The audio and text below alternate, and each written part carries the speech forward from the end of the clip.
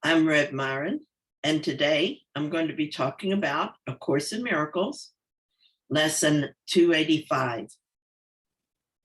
My holiness shines bright and clear today. Today I wake with joy, expecting but the happy things of God to come to me.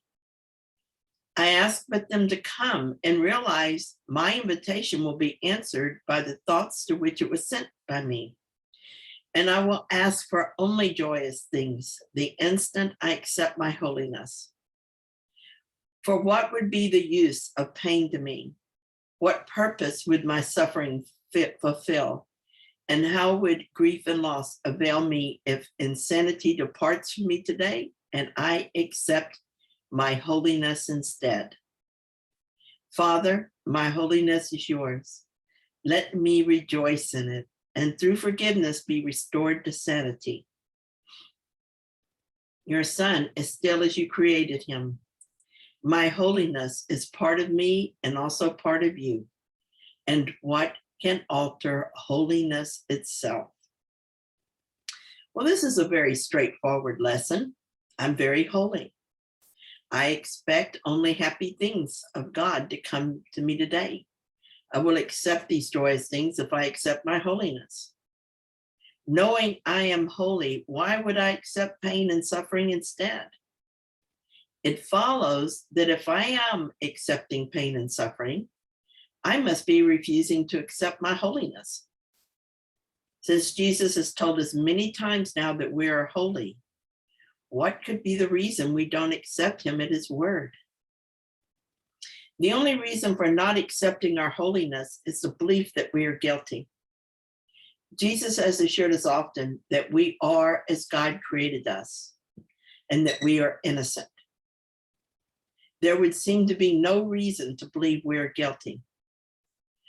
But I think the reason we feel guilty or think someone else is guilty is that we're listening to the ego. The ego is all about fear and guilt, and will always judge everyone as guilty. Ego thoughts hurt us and keep us in hell. Fortunately, we know that we can elect to change all thoughts that hurt us. When we feel less than joyous, we know that we need to examine the thoughts in our mind. An example of this happened this morning. I woke up later than expected and realized that I would not be able to get done all I planned to do before my call started. I noticed a worry thought about this, and then I focused on it. And my worry increased, but along with it was guilt. I should not have watched that extra episode of Chicago Med last night. I should have gone to bed earlier. I should have done more yesterday so that this work was already done. You see how one thought leads to another if we choose an ego thought to focus on? Very quickly, I realized what had happened and changed each thought that was hurting me. I did not sin, and I'm not going to punish myself. If I kept up this kind of thinking, I would start to feel unworthy of holiness. I would believe I had forfeited holiness and wouldn't believe it was mine. But holiness is not something that comes and goes or is affected by my behavior or my thoughts. It is what I am. For a few minutes this morning, I lost my mind.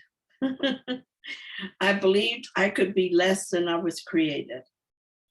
Since that could only be an illusion, I was able to change my mind about what I believed. I can change my mind about illusion, but I cannot affect creation. And I am creation. And so I cannot change what I am. I remain holy no matter what nonsense I temporarily believe. So thank you for joining me today. And I'll talk to you again tomorrow.